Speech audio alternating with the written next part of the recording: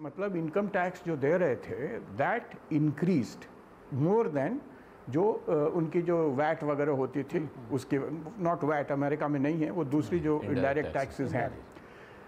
हमारी नज़र होनी चाहिए पे इनकम्स पे होनी चाहिए कि इनकम्स किस तरह से बिहेव कर रही हैं। अगर इनकम्स बढ़, जो आदमी ज़ीरो अर्न कर रहा है उसको अगर 2000 रुपये मिल जाते हैं महीने के, that is a good thing. जो आदमी 10,000 अर्न कर रहा है उसका अगर 15 या 20,000 हो जाती है उसकी income, that is a good thing. पर ये जो चीज़ है, होने के लिए इकोनॉमी को एक्सपैंड होना पड़ेगा, but not necessarily with jobs. Sharad ji, ये एक बहुत इंपॉर्टेंट बात जो टीसीए कह रहे हैं, और ये बात सही है। पीछे हमारी चर्चाओं में बात कई बार आई है कि हमको दरअसल जॉब्स की बात नहीं करनी चाहिए, कमाई की बात करनी चाहिए। हो सकता है मेरे पास कोई जॉब ना हो लेकिन मेरी कमाई हो रही हो। जैसे टीसीए ने ही शायद कहा था पिछली बार, मुझे अब पक्का याद नहीं है, कि इन्होंने चिदम्बरम साहब से पूछा कि चिदम्बरम साहब आपके पास जॉब है क्या? तो वो हंस दिए क्योंकि उनके पास जॉब नहीं है लेकिन उनकी कमाई होती है। नेताओं के, वो तो नेताओं के लिए अप्लाई करता है, चाहे किसी पार्टी है। लेकिन आप सवाल ये है कि अगर मैं इन्वेस्टमेंट करके कमाई कर रहा हूँ, मैं बिजनेस करके कमाई कर रहा हूँ, मेरे पास जॉब शायद ना हो, लेकिन ये इकोनॉमी बढ़ रही है, जॉब्स नहीं होंगे, समाज अगर कमाई कर रहा है उसमें एक हिस्सा यहाँ आया है किसानों को पेंशन, एक हिस्सा आया है व्यापारियों को पेंशन। कांग्रेस पार्टी कह रही है सब गरीबों को 72,000 रुपए साल के। मेरा प्रश्न ये है कि इन दोनों में क्या बुनियादी फर्क आप देख रहे हैं और आपको कौन सा ज़्यादा लॉजिकल लग रहा है? देखिए, ये दोनों बात मैं इसमें आपको याद दिलाना चाहूँगा कि आज से कुछ महीने पहले, शायद 2-2.5 महीने पहले, प्राइम मिनिस्टर नरेंद्र मोदी का एक मन की बात आ रही थी, तो उसमें उन्होंने ये सवाल का बड़े नायाब तरीके से जवाब दिया था कि किस तरह उन्होंने ये क्लेम किया कि हमने 2000 जॉब्स क्रिएट किए, और कैसे क्रिएट किए, वो सेल्फ एम्प्लॉयमेंट की बात जो से तनेजा जी कह रहे हैं। लेकिन जिस तरीके से उन्होंने सुनाया वो आप सुनेंगे तो मतलब वो माहौल लग रहा था, क्योंकि उनका कहना ये था कि हमारे देश में इतने सारे डॉक्टर्स पास आउट हुए, और उन्होंने प्रिज्यूम कर लिया कि हर डॉक्टर जो पास आउट होता है उसके साथ कम से कम 5 आदमी एम्प्लॉय हो जाते हैं। फिर उन्होंने कहा कि इतने वो डॉक्टर, सीए, इंजीनियर, हर एक के साथ उन्होंने जोड़ दिए कि 20 आदमी, 15 आदमी। आखिर में वो उस पर आ गए कि इतने ट्रक बिके तो हर ट्रक के साथ एक ड्राइवर, 2 क्लीनर जी। मतलब वो ऐसा लगने लगा कि आपने, और सारी फिगरों ने जोड़ के 2 करोड़ की बना दी। लेकिन ये बताइए कि क्या वो, पहली चीज़ तो ये है कि जो ट्रक्स आते हैं, ट्रक का एग्जाम्पल ले लीजिए, तो उतने ट्रक्स बाहर भी जाते हैं, ऑफ रोड भी जाते हैं, तो जो उसमें जॉब क्रिएट करना, ये खाली एक प्रोजेक्शन है कि हमने इतने जॉब्स क्रिएट कर दिए। आप सेल्फ एम्प्लॉयमेंट, ठीक है, सेल्फ एम्प्लॉयमेंट आपने नहीं कहा कि हम जॉब्स अपने, लेकिन इंप्रेशन आदमी को यही होता है कि आप इंडस्ट्री के जरिए, गवर्नमेंट के जरिए जॉब्स प्रोवाइड करेंगे जी। और उसमें जब आप नहीं फुलफिल कर पा रहे तो ये तरह तरह के एक्सप्लेनेशंस दिए जाते हैं, तो ये कोई आंसर नहीं। और दूसरी चीज, ये जो वाली बात आई कि हर एक को वो देंगे पेंशन देंगे, उसमें वो ट्रेडर्स की तो बात कर रहे हैं, लेकिन दुकान में दुकानदार को तो देंगे, लेकिन दुकान में जो काम करने वाला है, जिसकी ऑलरेडी अनऑर्गेनाइज सेक्टर है, इतनी पुअर तनख्वाहें हैं कि उसको 2 वक्त का खाना नहीं खा सकता वो, उसके बारे में कोई जिक्र नहीं है। और हर दुकान में आप देखिएगा, सेल्समैन वगैरह कहीं भी किसी शहर में देख लीजिए, इतनी खराब तनख्वाहें उनको मिलती हैं, और जब प्राइसेस बढ़ते हैं तो गवर्नमेंट में तो तमाम दुनिया के तनख्वाहें मिल जाती हैं, वो बेचारा वो मरता है, उसके लिए कोई प्रोविजन नहीं है, दुकानदार के लिए वरिड है जी। हर्षवर्धन, आपको क्या लगता है कि रोजगार दरअसल कोई मुद्दा नहीं है, रोजगार सिर्फ हमारे जैसे एंकरों के दिमाग की उपज है, कांग्रेस पार्टी ने खड़ा कर दिया है? नहीं आलोक जी, रोजगार बड़ा मुद्दा है, और रोजगार शायद उसको 2 तरह से देखें तो सरकारी रोजगार उतना बड़ा मुद्दा नहीं, हालांकि प्रतिष्ठा, सिक्योरिटी और लंबे समय तो मैं तो आपसे कह रहा हूं, मैं देखिए, मैं इस बात को साफ कर दूंगी, मैं रोजगार की बात जब कर रहा हूं, मेरा दिमाग बिल्कुल साफ है। आदमी की कमाई हो रही हो, इतना पर्याप्त है, उसे नौकरी मिले न मिले मुझे कोई फर्क नहीं पड़ता है। आदमी किसी भी तरह से पैसा कमा रहा हो, मैं इसको रोजगार मानता हूं, भले ही वो दिन भर शेयर बाजार में ट्रेड करके पैसा कमाने लगे।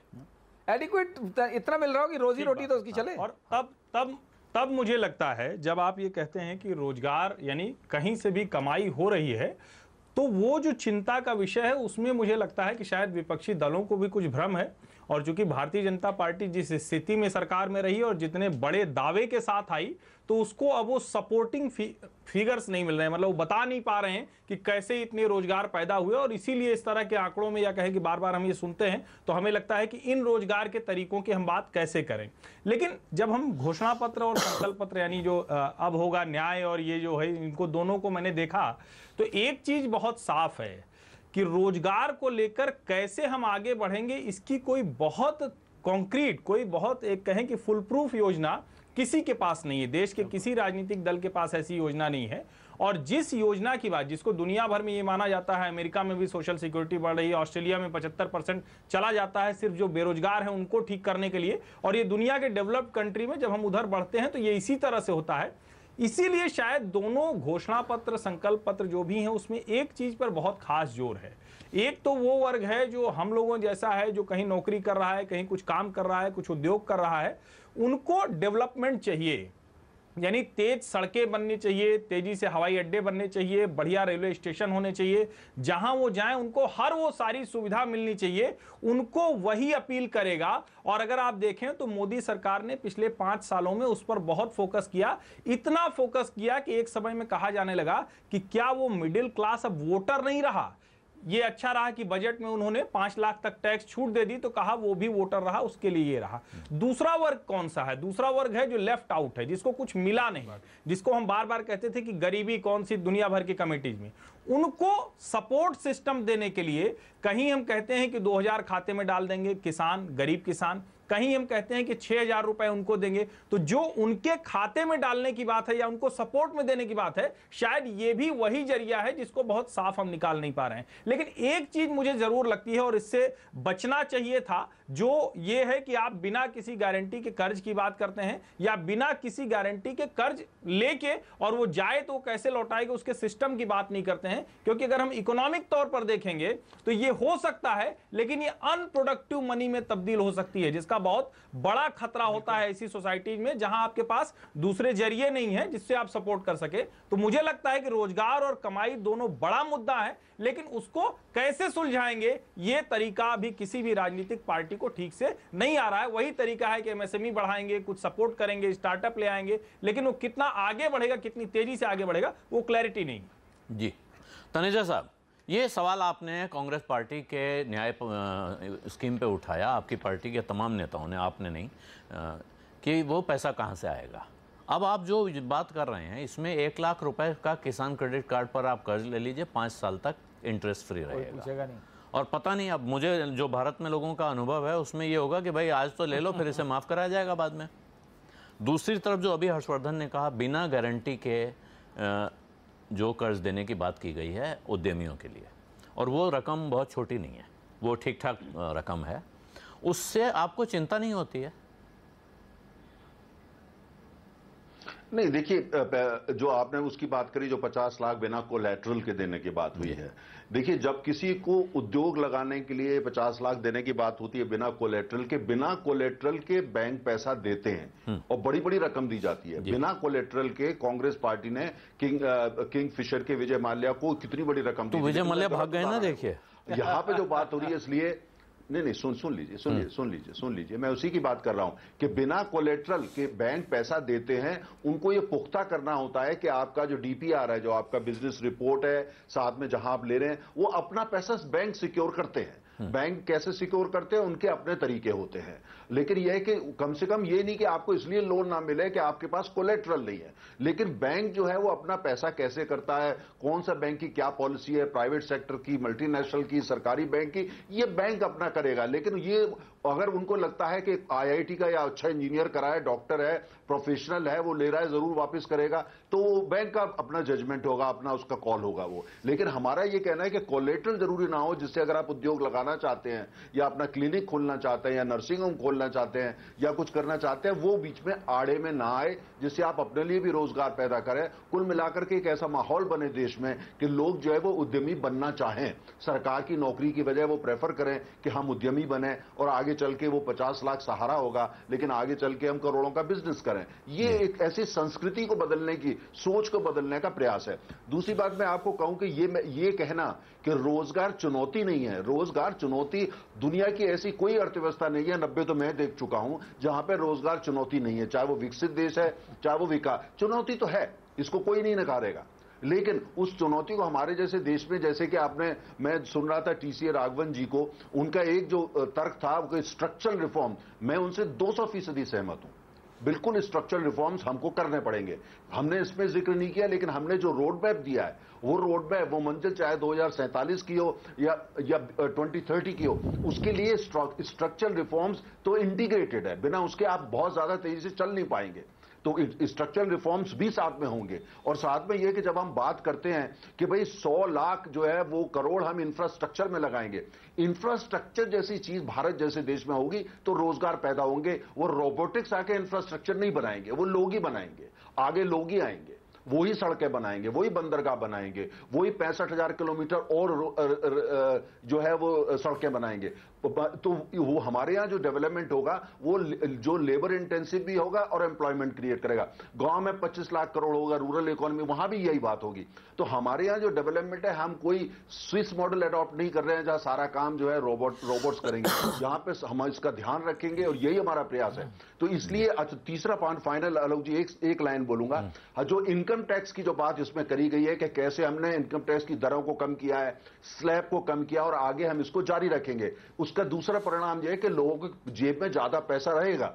और जैसे एक और को पैनलिस्ट ने कहा, जब पैसा जेब में रहता है वो पैसा मार्केट में आता है, वो मार्केट में आता है तो ज्यादा पैसा उपलब्ध होता है, और वो भी एक ग्रोथ और रोजगार की निशानी होती है, संपन्नता की निशानी होती है। तो बहुत भारत जैसे देश में एक मॉडल नहीं लगाया सकता, सक्सेसफुल तमाम मॉडल है उनको लेकर एप्लॉय करा जाएगा और उम्मीद की जाएगी कि सब लोग जहां तक विकास की बात ठीक है। तो आपने समृद्धि का एक रोड मैप बनाया जी। आखिरी लाइन और मेरा ये इतना जरूर कहना है कि जैसे कांग्रेस पार्टी ने न्याय की स्कीम लाई है, वो हमारा इंतजार ना करें, न्याय को कल सुबह 10 बजे तक पंजाब, मध्य प्रदेश, छत्तीसगढ़ में इंप्लीमेंट कर ले, हो सकता है हम भी कुछ उनसे सीख जाएं। वेट किस बात का कर रहे हैं, इंप्लीमेंट करें ना। ठीक है। मैं एक चीज कहना चाह रहा हूं कि जब कोलेटरल की रेजिम में इतने केसेस आते हैं रोज की, लोग पैसा लेके बैंक से हजम करके गायब हो गए या नहीं रिटर्न किया, आप उनका कुछ नहीं बिगाड़ पाए, ये जो बात और आप आपके कह रहे हैं, कॉन्टैक्ट, आपके जो पर्सनल कॉन्टैक्ट्स की वजह से एक को मिलेगा दूसरे को नहीं मिलेगा, ऑब्जेक्टिविटी तो रहेगी नहीं। जब आपको कोई कहीं पे भी इस तरीके से लोन्स नहीं दी जाती, ये तो बड़ा क्लियर कट नहीं। ये ऐसी स्कीम्स आपको याद होगा बहुत सारी पहले भी आई हैं, और ये इसमें अभी अभय दुबे जी सामने हैं, कांग्रेस पार्टी के रिजिम में भी बिल्कुल ऐसे। और ये आमतौर पे जब ये स्कीम आती है तो ये ईज ऑफ डूइंग बिजनेस के नाम पर ही आती है कि उद्यमियों को बढ़ावा दिया जाए, और बाद में पता चलता है कि उसमें साहब वो नेताजी का फोन आया था, लोगों को और डायरेक्टर साहब ने फोन किया था इस तरह से। तो लेकिन आप उद्यमिता की पहली शर्त होती है जोखिम। उद्यमिता की पहली शर्त है जोखिम। जो जोखिम नहीं ले सकता है वो उद्यमी नहीं हो सकता, उद्यमिता नहीं कर सकता। तो वो वही होगा। नहीं, ये बिल्कुल सही कह रहे हैं आप, हर साहब सही कह रहे हैं, लेकिन इसमें जोखिम वो नहीं ले रहा है जो उद्यम करेगा। जोखिम दरअसल उनको लेना पड़ रहा है जो बैंकिंग कर रहे हैं। मैं यही कह ही रहा हूँ, मैं यही कह रहा हूं कि इस तरह से आसान कर्ज, मतलब आप हमको न ब्याज देना होगा न कुछ होगा, तो मैं जोखिम कहां ले रहा हूं, तो मैं उद्यमी हो ही नहीं सकता हूं। ठीक है, लेकिन अब इसके आगे जाऊं मैं तो क्योंकि ये हमने काफ़ी आर्थिक विषयों पे बात कर ली, लेकिन पॉलिटिक्स के बिना तो मैनिफेस्टो और वोट देने के फैसले होंगे नहीं। ये जो धारा 370 का मुद्दा है और 35A, अभय दुबे जी, आपका क्या इस पे राय है? और फिर से भारतीय जनता पार्टी ने वादा किया है, 5 साल पहले भी वादा किया था, इस बार फिर वादा किया है, राम मंदिर पर भी वादा किया है। क्या कश्मीर समस्या भारतीय जनता पार्टी का जो कड़ा रुख है, संकल्प है, उससे हल हो जाएगी? देखिए आलोक जी, पहले तो चलिए, मेरा सौभाग्य है कि आप वापस मेरे पास चर्चा के लिए आए, अंतिम क्षणों में ही सही। ये एक बार बीजेपी से पूछिएगा जरूर, जब इतनी बड़ी बड़ी व्याख्या करते हैं तो एनएसएसओ का वो जो सर्वे जिसमें वो कह रहा है India's unemployment rate hit 4 decades high of 6.1% इन 17-18, ये रिपोर्ट पब्लिश क्यों नहीं कराई, छुपा क्यों दी? वो एनसीआरबी का डेटा जिसमें फॉर्मर सोसाइट आता है, वो मोदी जी ने 2016 के बाद जारी कराने से रुका क्यों दी? सब कुछ छुपाना क्यों चाहते हैं अगर बड़ी उपलब्धियां आपके पास है तो? देखिए, बात जहां तक आपने आर्टिकल 370 की आर्टिकल 35 है कॉमन सिविल कोड, राम मंदिर, जिस समय मैंने आपके पहले भी शो में कहा इनका इंटेंशन मेलाफाइड है, ये हिंदुओं की भावनाओं से खेलकर सिर्फ और सिर्फ वोट चाहते हैं। एक क्षण नहीं लगता, जेटली जी का वीडियो निकालकर गूगल कर लीजिए, वो खुद भाषण देते हुए पाए जाएंगे 2-3 साल पहले कि एक क्षण नहीं लगता आर्टिकल 35A को जब हम भाषण दे रहे हैं तब भी उसको खत्म किया जा सकता है, नहीं किया। आर्टिकल 370 श्यामा प्रसाद मुखर्जी की हस्ताक्षर से ही आया, और श्यामा प्रसाद जी की आत्मा को जब इन्होंने मार दिया, जब वहां पर मुफ्ती साहब के सामने 2 विधान और 2 निशान के साथ शपथ ले ली। अब आज देश को फिर एक भ्रामक प्रचार में डाल देते हैं। देश का पूरी तरह 5 सालों में बंटा ढार कर दिया। 23 मई के बाद कांग्रेस पार्टी को अवसर मिलेगा। बार बार ये सवाल पूछते हैं आलोक जी कि कांग्रेस पार्टी पैसा लाएगी कहां से। आप याद कीजिए, जब हमने खाद्य सुरक्षा कानून लाए थे तब सुषमा जी सदन में कहती थी 1,24,000 करोड़ रुपए लाएंगे कहां से बताइए, किसानों के कर्ज माफी 72,000 करोड़ रुपए लाएंगे कहां से बताइए।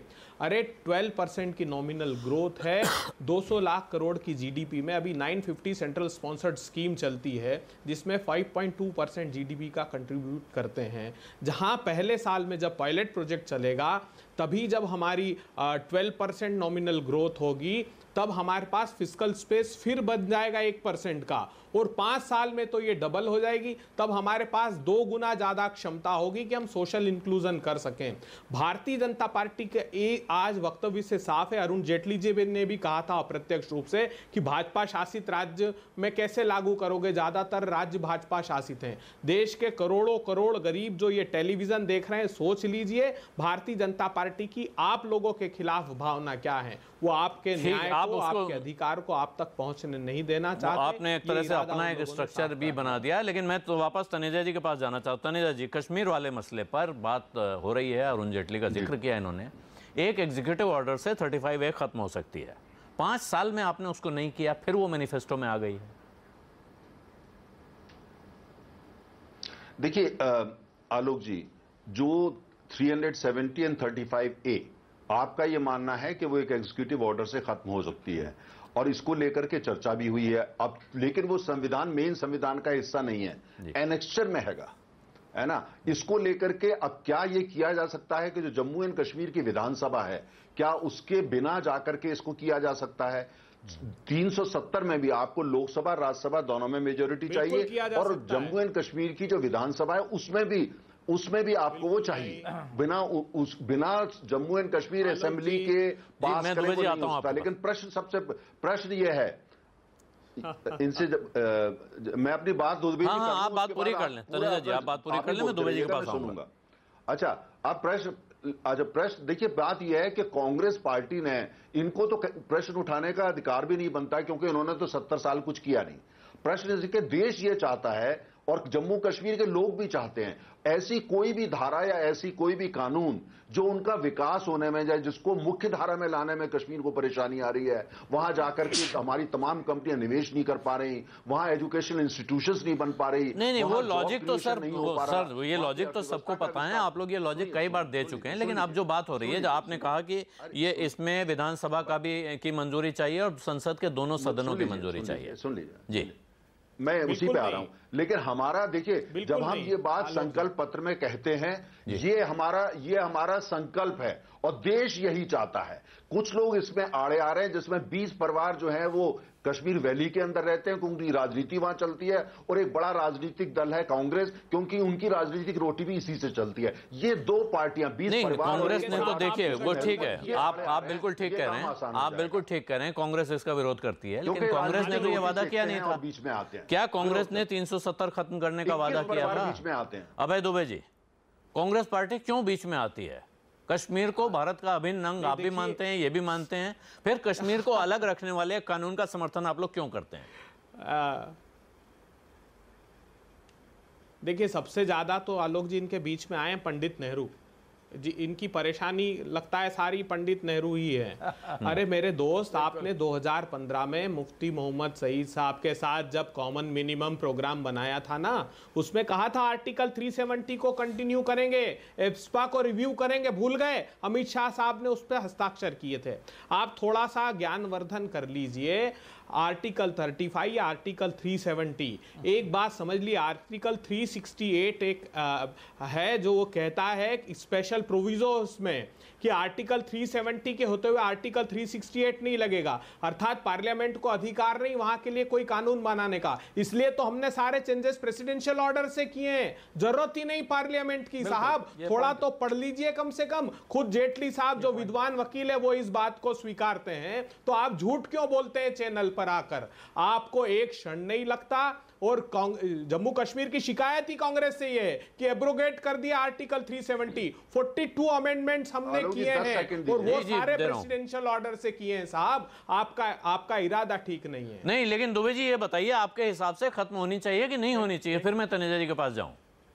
370 रहना चाहिए या जाना चाहिए?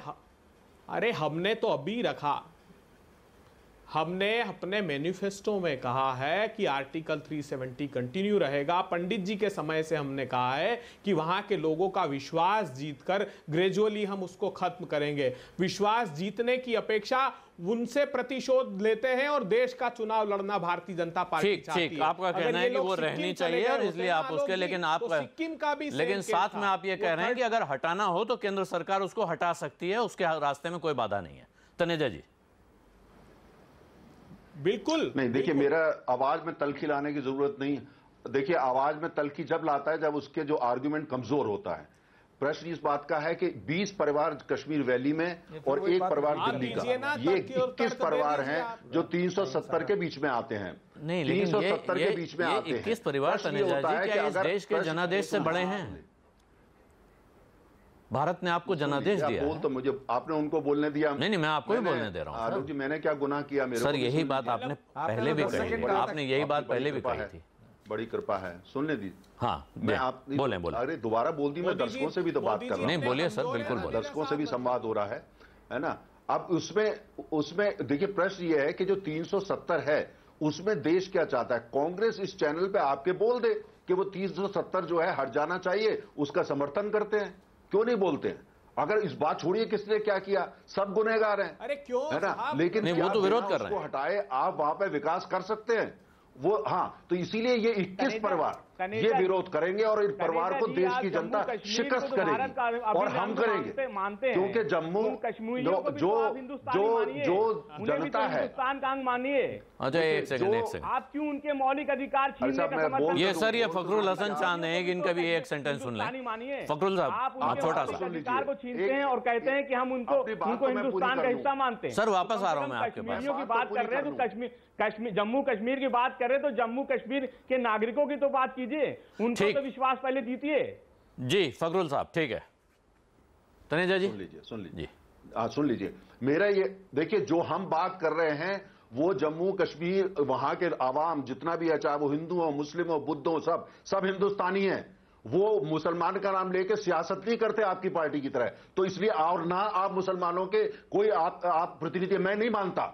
आप लोग फिरका परस्त लोग हैं, आप नहीं मानते, अपॉर्चुनिस्ट लोग हैं। कश्मीर का मुसलमान हिंदुस्तान के साथ है, वो विकास चाहता है, वो मुख्य धारा में आना चाहता है, वो मुख्य धारा में आना चाहता है। और इसलिए 370 बीच में आड़े आ रहा है। 370 को हटाया जाएगा, 370 को हटाया जाएगा। ठीक है, आप एक बार फिर संकल्प आपने किया है कि 370 को हटाया जाएगा। समय खत्म हो रहा है, मुझे तनेजा जी से एक आखिरी सवाल पूछ लेने दें। मैं बाकी सबसे आग्रह कर रहा हूं, अब मैं मजबूरी है और वक्त नहीं दे पाऊंगा। एक सवाल पूछना चाहता हूं, उस सवाल का जवाब ले लूं।